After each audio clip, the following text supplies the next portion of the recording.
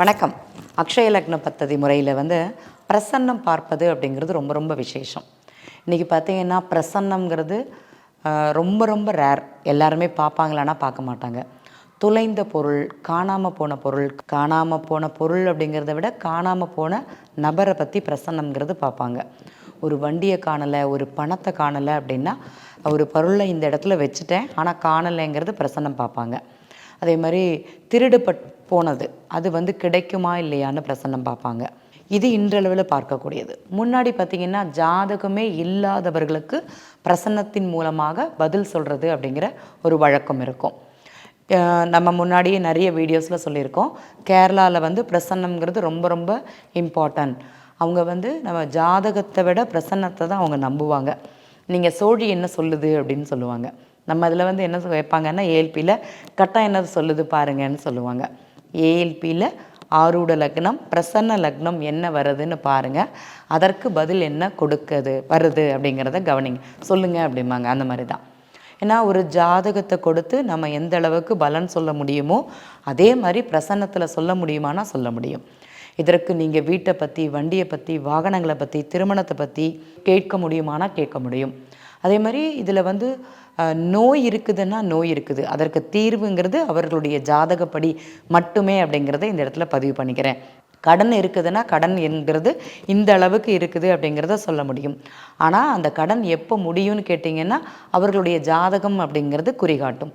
இந்த பிரசன்னம்ங்கிறது இன்றைய கோச்சாரத்தில் வைத்து, இன்றைய கிரக நிலைகள் அனுசரித்து வைத்து அப்படிங்கிறது மட்டுமே சொல்ல முடியும். நாளைக்கு அந்த கிரகம் சேஞ்ச் ஆகும், நல்ல பாவகத்தில் போகும். அப்போ என்னுடைய கடன் நாளைக்கே முடிஞ்சிருமான்னு கேள்வி கேட்டிங்கன்னா கண்டிப்பாக கிடையாது. நிலையானது என்ன அப்படின்னா நம்முடைய ஜாதகம். அதை வைத்து தான் இது இந்த காலகட்டத்தில் தீரும் அப்படிங்கிறத இங்கே சொல்லலாம். உதாரணம் பார்த்திங்கன்னா ஒருத்தங்களுக்கு மேஷ லக்னம் அக்ஷய லக்னமாக இருக்குதுன்னு வச்சுங்களேன். இப்போ கடன்கிறது 8ஆம் பாவகம், 8ஆம் பாவக அதிபதின்னு சொல்லக்கூடியது செவ்வாய். இன்றைய நாள் உங்களுக்கு செவ்வாய் எங்கே இருக்குதுன்னா கோச்சாரத்தில் 9ஆம் இடத்துல இருக்குது. இப்போ பாக்கியத்திற்காக கடன், தந்தை மூலமாக கடன் அப்படிங்கிற ஒரு அமைப்புங்கிறது இந்த காலகட்டத்தில் இருக்குமானா இருக்கும். கடன் சுமை அதிகமாக இருக்குமானா இங்கே இல்லை அப்படிங்கிறது சொல்லலாம். ஆனால் இந்த கடனுடைய தன்மைங்கிறது ஒரு ஜாதகருக்கு அழுத்தத்தையும் போராட்டத்தையும் கொடுக்குமானா கண்டிப்பாக கொடுக்கும் அப்படிங்கிறது உண்மை. இதை அவங்களுக்கு ஒரு இடத்துக்கு போக முடியாது இந்த கடனால் அப்படிங்கிற பிரச்சனைகளை கொடுக்குமானா கொடுக்கும். ஏன்னா பேசுறது வைக்கிறது எல்லாமே கடன் சார்ந்ததாக இருக்கிறதுனால அவங்களுக்கு கொஞ்சம் ஒரு அழுத்தம் போராட்டங்கிறது இந்த காலகட்டத்தில் இருக்கும். உதாரணமாக ஆரூட லக்னம்ங்கிறது மேஷ லக்னமாக வந்தது அப்படின்னா நான் சொல்லக்கூடியது. நிறைய பிரசன்ன முறைகள் இருந்தாலும் ஏஎல்பி பிரசன்னம்ங்கிறது ரொம்ப ரொம்ப விசேஷம் அப்படிங்கிறது சொல்லலாம். நீங்கள் என்ன கேள்வி கேட்டாலுமே ஆம் இல்லை அப்படிங்கிற ஒரே ஒரு பதிலில் கூறிவிடலாம் அப்படிங்கிறது உண்மை. பிரசன்ன வகுப்பில் படிக்கக்கூடிய நண்பர்களுக்கு தெரியும். ஒரு நண்பர் மனைவிக்கு ஜாதகம் கேட்டால் கூட அவருடைய மனைவிக்கு ஜாதகம் இல்லை, அவருக்காக ஒரு பிரசன்னம்ங்கிறது போட்டு அதில் மனைவியோட லக்னத்தை எடுத்துக்கொண்டு உதாரணமாக அதற்கு நோய் சார்ந்த இடங்களை பார்த்தீங்கன்னா அது அழகாக பதில் சொல்ல முடியும். ஒரு ஜாதகருக்கு வயது தெரியாது அம்மாவுக்கு, ஆனால் இத்தனை வயசுன்னு சொல்கிறாங்க அப்படின்னா அந்த ஜாதகருடைய லக்னத்தையே ஏஎல்பி லக்னமாக, பிரசன்ன லக்னத்தையே ஏஎல்பி லக்னமாக வைத்து 4ஆம் பாவகம் தாயார் ஸ்தானம், 4ஆம் பாவகத்தில் என்னெல்லாம் பிரச்சனைகள் அப்படிங்கிறத சொல்ல முடியுமானா சொல்ல முடியும். இது பிரசன்னத்தில் ரொம்ப தெளிவாக காட்டும்.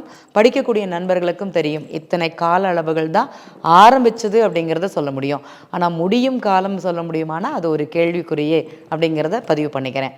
ஏன்னா இது பிரசன்னம் படிக்கக்கூடிய நண்பர்களுக்கு மிக மிக நல்ல வாய்ப்பாக அப்படிங்கிறது இருக்கும். இல்லை நான் இன்னும் கொஞ்சம் பிரசன்னத்தை பற்றி தெரிஞ்சுக்கணும்னு விருப்பப்பட்டீங்கன்னா நீங்களுக்கு அக்ஷய லக்ன பத்ததி ஜோதிட வகுப்பில் பிரசன்னம் அப்படிங்கிற வகுப்பு இருக்குது. அடிப்படை வகுப்புலேயே உங்களுக்கு கொடுக்கப்படுகிறது. அதில் கலந்து கொள்ளவும் அப்படிங்கிறத இந்த இடத்துல பதிவு பண்ணிக்கிறேன். நிறைய நண்பர்களுக்கு ஜோதிடம்னா மிகப்பெரிய கலை, அது படிக்க முடியாதுங்கிற ஒரு ஆர்வம், படிக்க முடியாதுங்கிற ஒரு எண்ணம் இருக்குது. ஆர்வம் இருக்கிறவங்களுக்கு ரொம்ப ரொம்ப எளிது. அக்ஷய லக்ன பத்ததி ஜோதிடம்ங்கிறது வருகின்ற மாதம் ஜனவரி மாதம், பிப்ரவரி மாதம்ங்கிறது ஆரம்பிக்கிறாங்க. ஸோ அக்ஷய லக்ன பத்ததி ஜோதிடம் எனக்கு படிக்கணும்னு யாருக்கெல்லாம் ஆர்வம் இருக்கோ கண்டிப்பாக வகுப்பில் கலந்து கொண்டு பயன் பெறுங்கள் அப்படிங்கிறத இந்த இடத்துல பதிவு பண்ணிக்கிறேன். நன்றி.